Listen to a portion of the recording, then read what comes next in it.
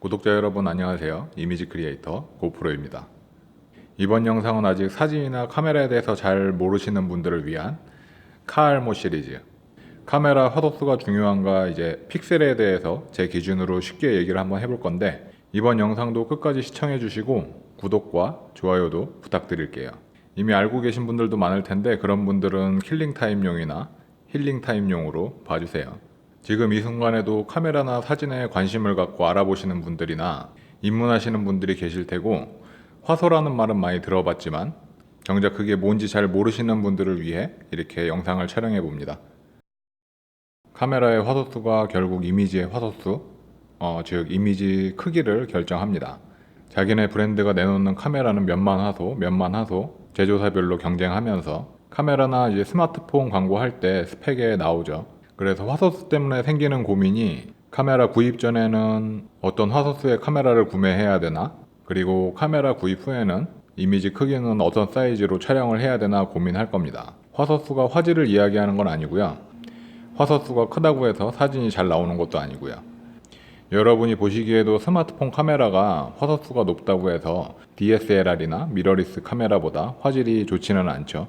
핸드폰 화소수가 아무리 좋아져도 물리적으로 센서의 크기나 렌즈의 크기가 제한적일 수밖에 없어서 화질에 있어서 큰 의미는 없습니다.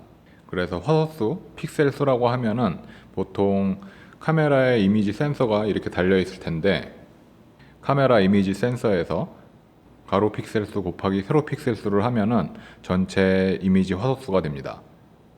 예를 들어 가로 3000픽셀, 세로 2000픽셀을 곱하면은 600만 화소의 이미지 센서가 되고요.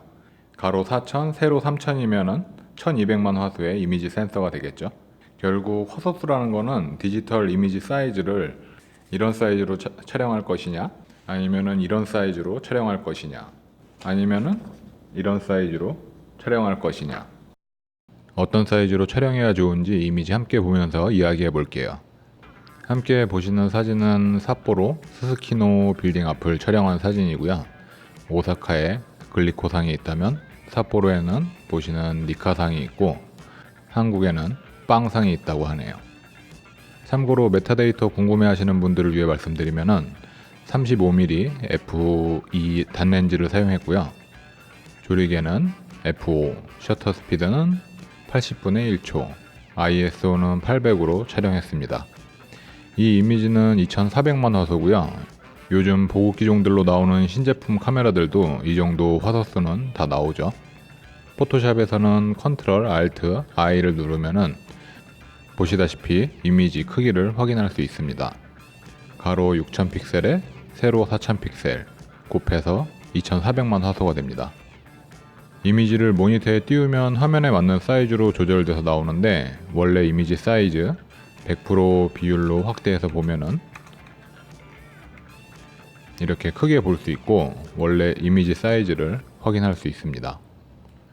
확대해서 보니까 지나가는 자동차의 번호판도 확인할 수 있는 정도가 되고, 지나가는 사람들의 윤곽도 언뜻 확인할 수 있습니다. 그리고 100% 비율보다 더 확대해 보면은 흔히 말하는 이제 계단 현상이 일어나기 시작하는데요.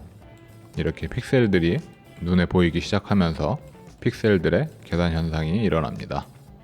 이것보다 더 확대해서 보면은 픽셀이 눈에 보이기 시작합니다.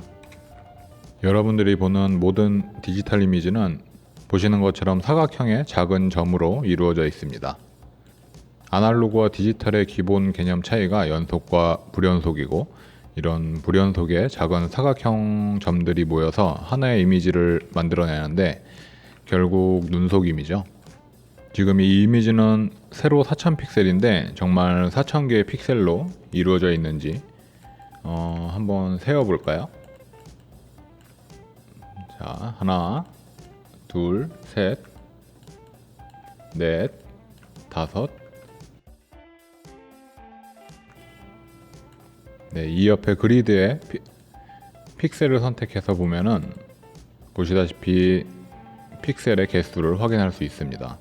아까 이미지 사이즈를 보셨다시피 4016 화소라서 보시면은 맨 마지막 점이 4016번째에서 끝나게 됩니다.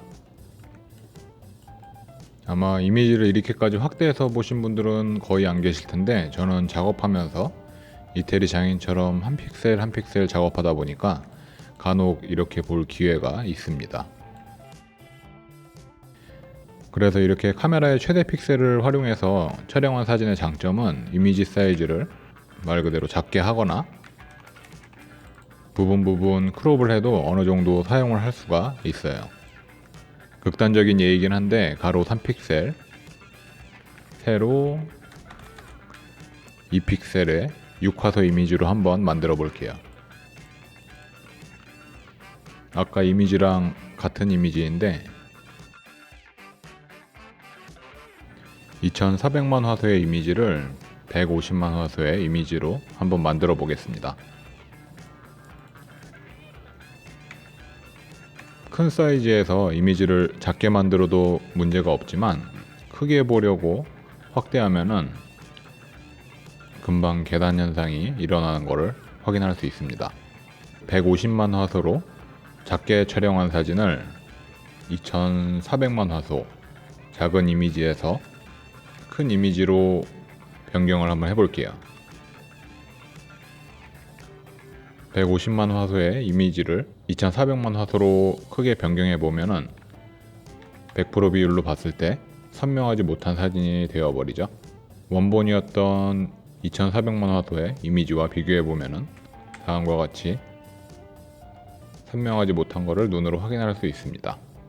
제가 보여드린 것처럼 크게 촬영한 건 작게 만들 수 있어도 작은 사이즈로 촬영한 거는 크게 만들기 힘듭니다. 지금까지 이야기한 것처럼 화소수는 이미지의 크기를 결정짓는 요소고요. 픽셀 수, 물론 작은 것보다 큰 게 좋습니다. 한 10년 전 구형 카메라 구매할 게 아니라면은 요즘 카메라들 웬만하면 화소수가 다 좋으니까 구매 전 화소수가 고민이시라면은 요즘 기종들은 아무거나 사도 되고요. 크게 확대해서 보거나 크게 인화할 거 아니면은 엄청 큰 화소수는 중요하지 않지만 제가 추천하는 방식은 이제 나중에 크게 보고 싶을 수도 있으니까 무조건 큰 사이즈로 촬영해라입니다. 만약에 저장 용량이 걱정이라면은 로우 파일까지는 아니더라도 JPG 파일로 무조건 큰 사이즈로 촬영해라입니다. 무조건 큰 사이즈로. 이번 영상도 카알못 분들이나 사알못 분들에게 도움이 좀 되셨나요? 그러면 구독과 좋아요 부탁드리고, 지금까지 영상 봐주신 분들, 그리고 제가 파트타임을 꾸준하게 하지 못하고 있는데도 불구하고 변치 않고 제 영상을 꾸준히 봐주시는 구독자분들 정말 감사드립니다. 감사합니다.